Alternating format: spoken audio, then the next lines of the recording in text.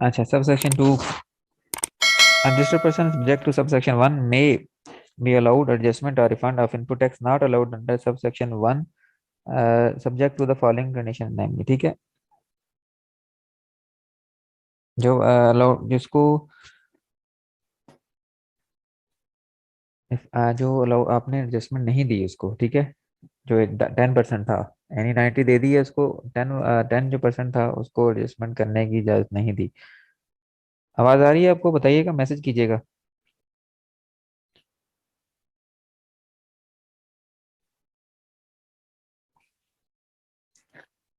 आवाज आ रही है? बताइएगा। ओके, ठीक है।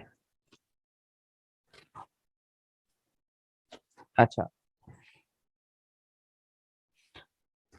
रजिस्टर्ड पर्सन, ठीक है। इन सब क्लास वन है जी, क्लास वन है। In the case of registered person whose accounts are subject to audit under Companies Ordinance 1984 upon furnishing a statement along with annual audited accounts duly certified by auditors, ठीक है। अगर वो बंदा अगर कोई ऐसा बंदा जिसके अकाउंट्स जो हैं वो कंपनीज ऑर्डिनेंस 1984 जो है उनके उनका उनके अंडर जो है उसके अंडर जो है ऑडिट उसका करना जरूरी होता है, ठीक है। आप कह लें कि उसमें उस सूरत में अगर वो बंदा ऐसा बंदा यानी कंपनी जो है या कोई भी बंदा हो सकता है जिसका जरूरी होता है कि वो उसका जो उसका ऑडिट है वो कंपनीज ऑर्डिनेंस 1984 के तहत हो, ठीक है।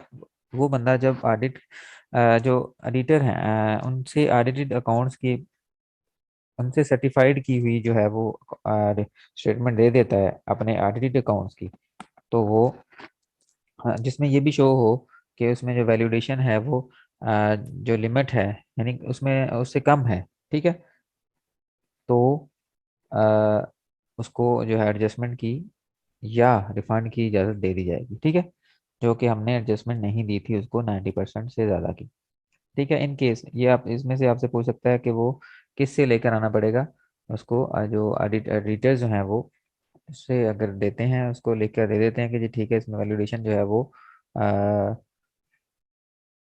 कम है, लेस देन वन, लिमिट जो प्रिस्क्राइब की गई है उससे लिमिट जो है वैल्यूडेशन की जो लिमिट है वो उससे कम है जो प्रिस्क्राइब की गई है। उस अगर वो कह देते हैं जो ऑडिट्स हैं एडिटर्स हैं सॉरी, तो वो उसको रिफंड या उसकी 90% से एक्सेस की एडजस्टमेंट की इजाज़त इजाज़त जो है वो दे दी जाएगी। इन अच्छा जी, in case of other registered person subject to the condition and restriction as may be, इसको बनाने में। अच्छा, subsection 1. The adjustment or refund of input tax mentioned in subsection 2, if any, shall be made on yearly basis in the second month following the end of the financial year of the registered person, ठीक है। वो कहता है adjustment आपने देनी है या उसको रिफंड करना है, वो कब करना है आपने, वो ईयरली बेसिस पे होगा, ये आपसे पूछ सकता है। मंथली होगा, एक्सेस जो इनपुट टैक्स है उसका, ठीक है, 10% जो है, 90% तो क्लेम हो गया, 10% जो है वो ईयरली बेसिस पे होगी, क्वार्टरली होगी या बाई एनुअली होगी। तो आपने क्या कहना है, ईयरली बेसिस पे होगी। होगी कब वो, in the second month following the end of the financial year of the registered person. Registered person का जब जो फाइनेंशियल ईयर जब खत्म हो रहा होगा, नॉर्मली जो है वो अगर हम काउंट करें देखें तो जुलाई टू जून होता है, ठीक है। Second month following the end of the second month कौन सा है, जुलाई से जून तक खत्म हुआ, जून के बाद फिर जुलाई आ गया, जुलाई के बाद जुलाई फर्स्ट मंथ हुआ, सेकंड मंथ हुआ कौन सा, जून के बाद जुलाई, जुलाई के बाद अगस्त, ठीक है। अगस्त में आपको रिफंड आपका मिलेगा आपको, ठीक हो गया। ईयरली बेसिस पे होगा और होगा कब, फाइनेंशियल ईयर के एंड होने के सेकंड मंथ में, ठीक हो गया। ये लिखा हुआ है इसमें, आपसे पूछ सकता है सेकंड में, फर्स्ट में, थर्ड में, ये आप इसको देखिएगा। और ईयरली भी पूछ सकता है आपसे, ठीक है। अच्छा, सब सेक्शन है 4, not withstanding anything contain in sub section 1 and 4 the board में, ये भी इसको भी रहने दें, बोर्ड कह सकता है, इसकी पावर्स हैं सबको पता है। Sub section 4A, not withstanding anything contain in sub section 1, 2, 3, input tax allowed in case of locally manufactured electric vehicle subject to reduced rate of tax under the age schedule shall be limited to the extent of the amount of output tax and no refund or carried forward of excess input tax shall be allowed। इसमें ये भी important है, आप इसमें ध्यान में रखिएगा रखिएगा कि जो इलेक्ट्रिक व्हीकल्स हैं जिन पे कि ऑलरेडी वो कह रहा है कि रिड्यूस रेट पे हैं जो, ठीक है, एज स्केड्यूल में उनकी सप्लाई रिड्यूस रेट पे है, तो उसमें आपको जितना आपका आउटपुट टैक्स है उतना ही अगर आपका इनपुट टैक्स बनता है मतलब आपका इनपुट टैक्स बनता है 1 मिलियन, 1.5 है, और लेकिन इनपुट टैक्स आपका आउटपुट टैक्स बनता है 1 मिलियन, तो आपको आउटपुट टैक्स जितना ही एडजस्टमेंट करना दी जाएगी इजाजत, यानी 1 मिलियन की। ये नहीं है कि आप रिफंड जो ऊपर 1.5 मिलियन है वो आपको रिफंड नहीं किया जाएगा। ठीक हो गया।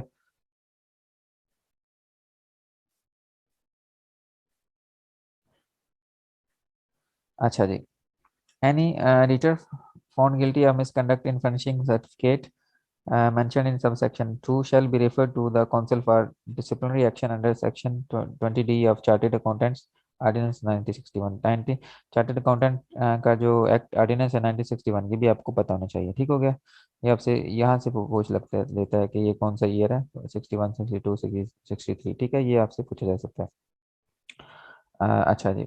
एंड ये भी बहुत ही इंपॉर्टेंट है। In case tier one retailer does not integrate his retail outlet in the manner as prescribed under subsection 9A of section 3 during a tax period or part thereof, the adjustable input tax for the whole of that tax period mm, shall be reduced by 60%। Important है ये।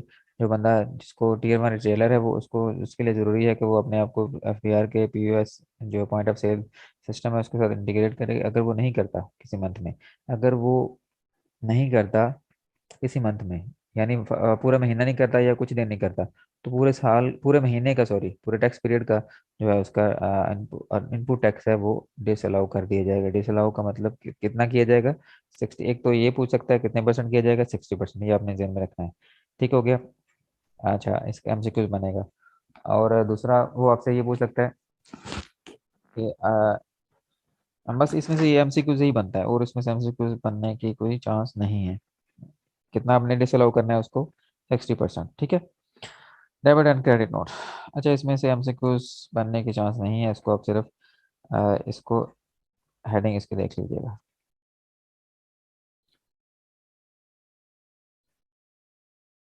जी, ये समझ आ रही है आपको, बताइएगा।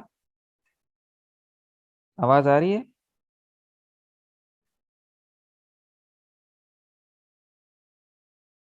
अ, आवाज आ रही है आपको मेरी?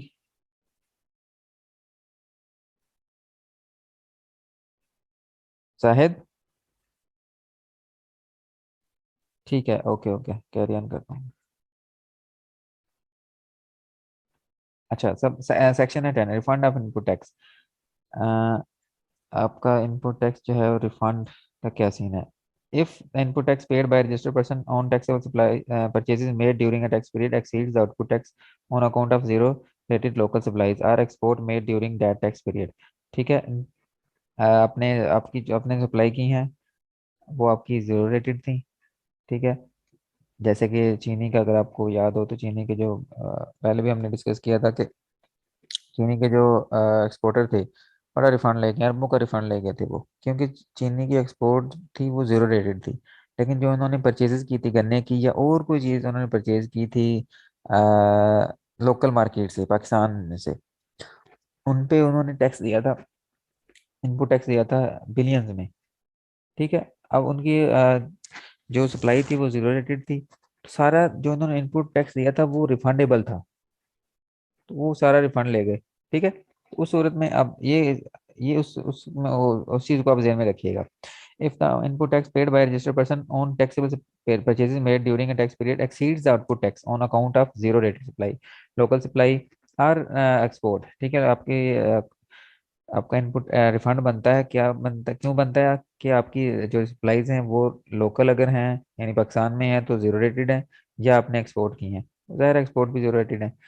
मैं during that tax period the excess, तो फिर क्या होगा, the excess amount of input tax shall be refunded to the registered person not later than 45 days. कितना, देखें सख्त कानून है, 45 दिन के अंदर कितने, कब से दिन शुरू होंगे, filing of refund claim in such manner and subject to such condition as.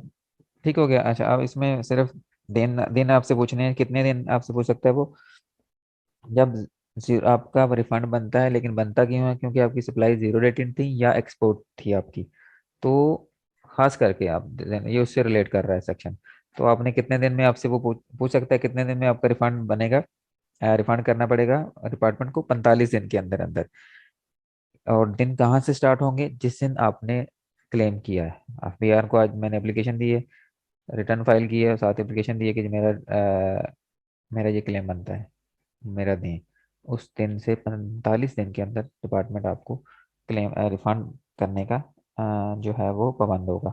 अच्छा, ये दिन आपसे पूछ सकता है, provided that in case of excess input tax adjust against supplies other than zero rated or exports, such excess input tax may be carried forward to the next tax period। कहता है कि in case of excess input tax against supplies other than zero rated or exports, अब क्या है जी, पहले वो zero rated थी आपकी सप्लाई, अब क्या है, जीरो रेटेड नहीं है, अदर देन है, such excess input tax may be carried forward to next tax period, तो आप इसको नेक्स्ट टैक्स पीरियड में कैरी फॉरवर्ड कर सकते हैं, कोई इशू नहीं है। Along with the input tax as is not adjustable in terms of section subsection 1 of 8 section 8B and shall be treated as input tax for that period and the board may subject to such conditions and restrictions as it may impose। ठीक है, आप simple है, इसको आप उसको adjust कर सकते हैं, रिफंड अपना नेक्स्ट जो पीरियड है उसमें आप उसको लेकर जा सकते हैं, कैरी फॉरवर्ड कर सकते हैं अगर आपका रिफंड के अलावा। देखें होता क्या है, ये इसने क्यों किया है, क्योंकि ये जीरो रेटेड है, इसमें आपको एक्सपोर्ट को प्रमोट करना होता है या जीरो रेटेड जो सेक्टर होता है उसको प्रमोट करना होता है, ताकि उसमें फिर प्रमोट करने का ये भी एक तरीका है कि जो उस पर रिफंड बनता है वो उन लोगों को दे दिया जाए जल्द अज जल्द। ठीक है, ये जो सेक्टर है, ये दूसरा है जो प्रोवाइजो लगाया हुआ है, इसमें वो सेक्टर हैं जिनकी सप्लाईज जो है वो जीरो रेटेड नहीं थी। ठीक है, अच्छा, आगे चलते हैं, provided further that the board may from such date and subject to such conditions and restrictions as it made impose by notification in the official gazette direct that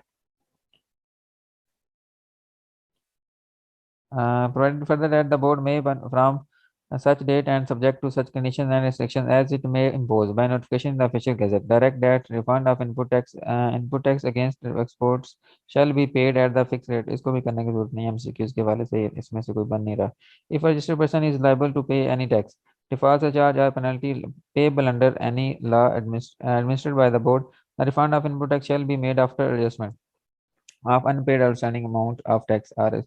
simple है कि जब अगर आपने, आप दो चीज़ें हैं, आपका रिफंड भी बनता है, उधर आपने गवर्नमेंट के कुछ पैसे भी देने हैं, टैक्स लायबिलिटी भी आपके अगेंस्ट है, तो आपने रिफंड और आपने रिफंड अप्लाई कर दिए, तो आप जो आपकी लायबिलिटी बनती है वो लायबिलिटी आपसे माइनस करेंगे, फिर आपको रिफंड बाकी की अमाउंट करेंगे। ठीक है, ये आप ध्यान में रखिएगा। where there is a reason to believe that a person has claimed input tax credit or refund which was not admissible to him, यानी उसका नहीं बनता था, the proceedings against him shall be completed within 60 days।